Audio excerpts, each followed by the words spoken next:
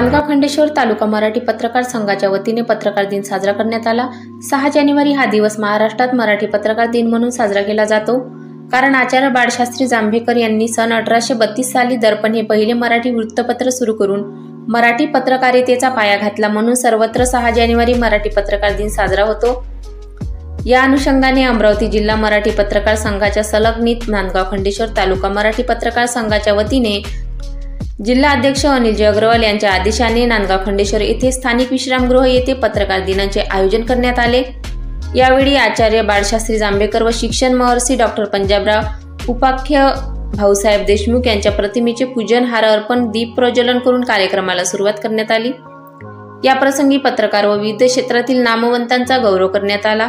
यावेळी कार्यक्रमाच्या अध्यक्षस्थानी पंचायत समितीचे गट विकास अधिकारी संजय झंजाड हे होते।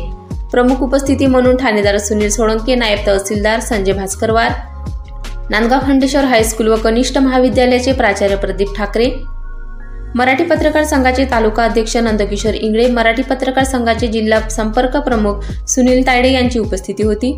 यावेळी नांदगाव खंडेश्वर येथील दैनिक लोकमतचे शोध पत्रकारिता पुरस्कार प्राप्त व अखिल भारतीय ग्रामीण पत्रकार संघाचे तालुका अध्यक्ष डॉक्टर संजय जेवढे यांचा तसेच डॉक्टर पंजाबराव देशमुख यांची जन्मभूमी असलेल्या पापडगावच्या विकासाकरिता सतत लिखाण करणारे मराठी पत्रकार संघाचे तालुका अध्यक्ष नंदकिशोर इंगळे यांच्यासह प्रिंट मीडिया तसेच इलेक्ट्रॉनिक मीडियामध्ये कार्यरत असणाऱ्या पत्रकार व शाल, श्रीफळ, पुष्पगुच्छ देऊन सन्मानचिन्ह देऊन गौरविण्यात आले।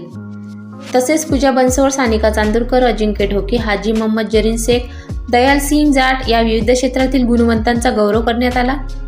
यावेळी पत्रकार नंदकिशोर इंगळे, सुनील तायडे, अरुणभाई शिंदे, जितेंद्र आखरे, गणेश झिंगनजुडे, मिलित कडू, भोजराज भगवे, ओम मोरे, अजय शरडक, संकेत तायडे, किशोर भेंडे, रितेश कोठेकर, श्रीकृष्ण शिरबहादूरकर, संदीप घुगरे यांच्यासह मोठ्या संख्येने नागरिक उपस्थित होते। कार्यक्रमाचे सूत्रसंचालन जितेंद्र आखरे, प्रास्ताविक नंदकिशोर इंगळे, आभार गणेश झिंगनजुडे यांनी मानले।